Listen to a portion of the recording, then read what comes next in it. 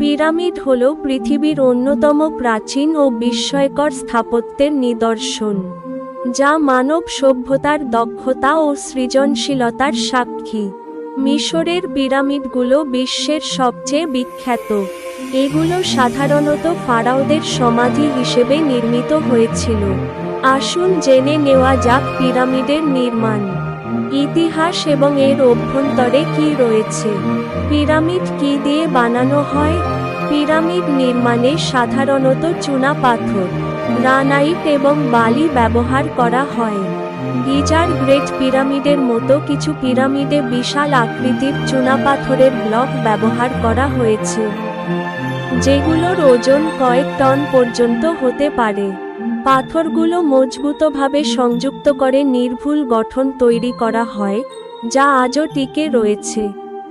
পিরামিডের ভিতরে কি থাকে? পিরামিডের অভ্যন্তরে ফারাওদের সমাধি, মূল্যবান সম্পদ এবং ধর্মীয় প্রতীক রাখা হতো। ফারাওদের মৃত্যুর পর তাদের মরদেহ সংরক্ষণ করা মমি হিসেবে পিরামিডে রাখা হতো। এছাড়া দেওয়ালে খোদাই করা থাকে প্রাচীন মিশরের ধর্মীয় রীতি ও ফারাওদের জীবনের বিবরণ। কিছু পিরামিডে গুপ্ত কক্ষ ও সরু পথ রয়েছে, যা দস্যুদের হাত থেকে ধন সম্পদ রক্ষা করার জন্য তৈরি করা হয়েছিল। পিরামিড কত বছরের পুরনো? মিশরের প্রাচীন পিরামিডগুলো প্রায় 4500 বছর আগের।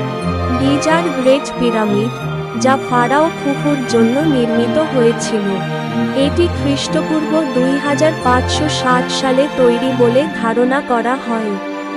এটি প্রাচীন বিশ্বের সপ্তম আশ্চর্যের একটি এবং একমাত্র আজও টিকে থাকা স্থাপনা। কেন পিরামিড বানানো হয়েছিল? পিরামিড মূলত ফারাওদের সমাধি হিসেবে তৈরি করা হতো।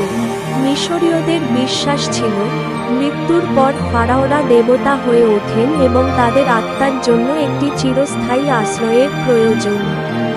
এছাড়া এটি ফারাওদের শক্তি, সম্পদ ও ঐশ্বর্যের প্রতীক হিসেবেও ব্যবহৃত হতো।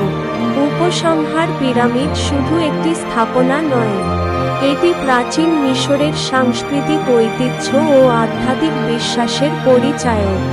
এর নির্মাণশৈলী ও স্থায়িত্ব আমাদের বিস্মিত করে এবং মানব ইতিহাসে এটি এক অনন্য স্থান দখল করে আছে। পিরামিডের রহস্য আজও গবেষকদের আকর্ষণ করে চলেছে।